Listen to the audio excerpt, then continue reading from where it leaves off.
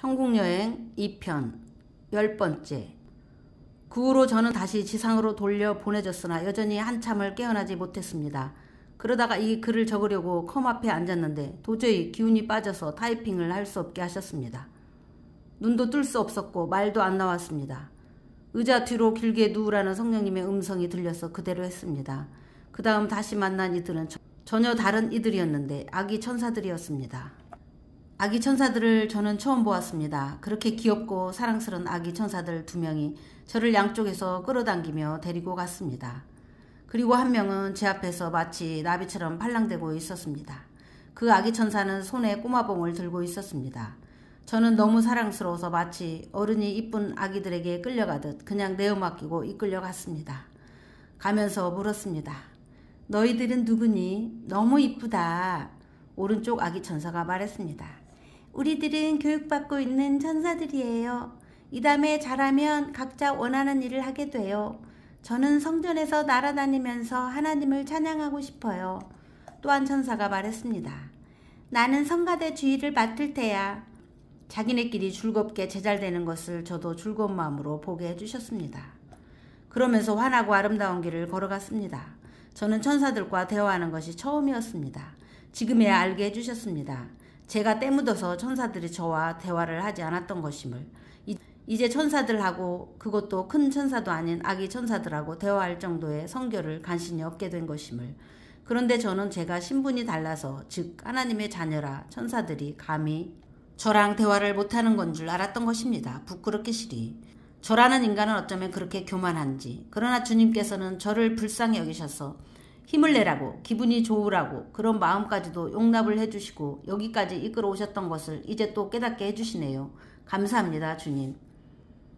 아무튼 그 어여쁜 아기 천사들이 저를 이끌고 간 것은 아까 예수님께서 데려가셨던 그 터널 속이었습니다.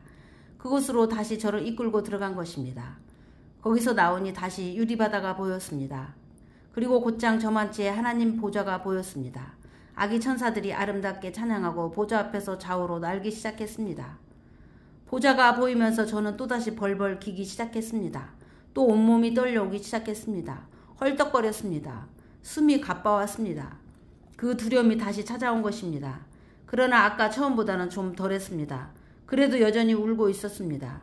정신없이 울기만 했습니다. 아니, 차라리 죽는 게 낫겠다는 생각만 들지 그 앞에 있는다는 것 자체가 너무도 힘겹고 고통스럽기만 했습니다. 화로다, 나여 망하게 되었도다. 이사야 선지자의 느낌이 어떤 것이었는지 절실히 실감하고 있었습니다. 부르짖으며 속으로 울부짖었습니다. 주여, 저를 죽여주시옵소서, 죽여주시옵소서. 단지 그 말밖에는 나오질 않는 것이었습니다. 그때였습니다. 죽여달라고 울며 부르짖고 있는 저에게 아까 저를 데려왔던 아기 천사 한 명이 아까 그 봉에 무언가를 가지고 와서 제 입에 댔습니다. 그것을 대고 났을 때 그것이 이사야 선지자에게 댔던 숯불 화저임을 깨닫게 해주셨습니다.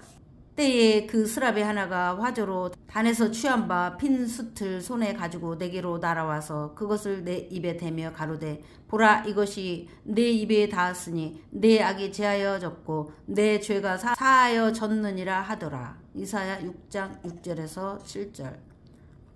놀라운 것은 그것이 제 입에 닿은 후 차츰 평안이 깃들면서 저의 심령이 잠잠해지기 시작했습니다. 이제 보니 제가 아기 천사라고 부르던 천사들이 스랍 천사들인가 봅니다. 저 멀리서 하나님의 음성이 들려왔습니다. 우렁우렁한 음성이. 소리야. 그 한마디만 듣는데도 저는 온몸과 뼈마디가 다 저려오는 느낌이 들면서 오그라들기 시작했고 벌벌 떨렸습니다. 또 한 번 하나님께서 부르셨습니다. 소리야. 저는 또다시 말 한마디 못하고 울기만 하고 있었습니다. 소리야. 3번 저를 부르신 하나님께서 말씀하셨습니다. 너는 내 말을 잘 들을지어다. 간신히 대답하고 정신을 추스리게 되었습니다. 무릎 꿇은 상태로 대답했습니다. 네, 주님.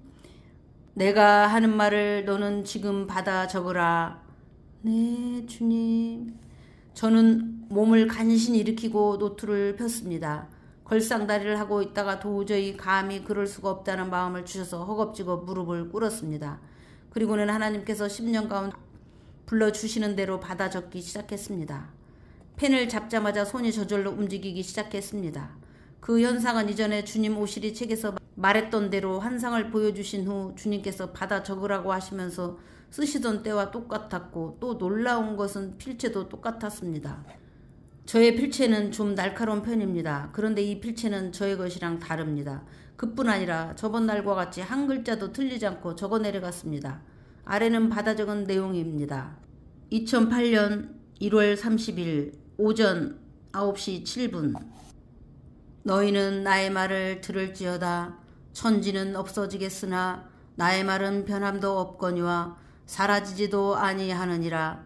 너희가 어찌하여 나를 없다 하며 나를 무시하며 나를 경멸함으로 대적하느뇨.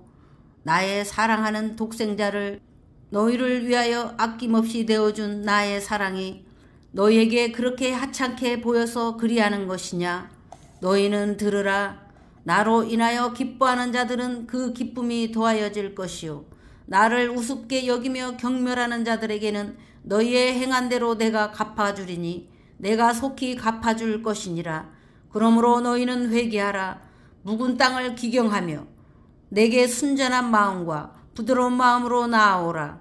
내가 너희의 가슴 찢는 회개가 있을 때 너희의 죄악을 돌이킬 것이요 기억치 않으리라마는, 내가 이처럼 경고함에도 그 자태를 바꾸지 아니하고 여전히 교만한 눈빛과 비아냥거리는 말투와 어덕거리는 머리짓을 하는 자들에게는 내가 결단코 나의 진노를 멈추지 아니하리니 나의 심판 때까지 하리라. 그러므로 너희는 회개하라. 내가 다시 말하노니 회개하라. 나의 이 말을 만홀히 여기는 자에게 내가 깨닫게 하여 주리라. 그가 징계를 받을 것이요 또한 그것이 나로부터 온 것임을 깨닫는 마음을 더하여 줄 것이라.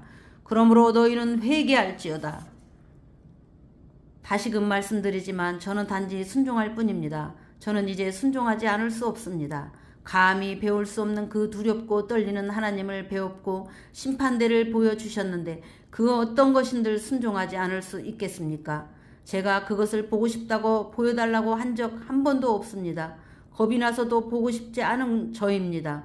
그런데 이렇게 강권적으로 보여주시고 알리시라고 하시잖아요. 저보고 미쳤다고 손가락질해도 저는 이제 하지 않으면 안 됩니다. 부디 주님께서 읽는 모든 분들에게 깨닫는 마음을 주시기를 간절히 기도드립니다. 아멘.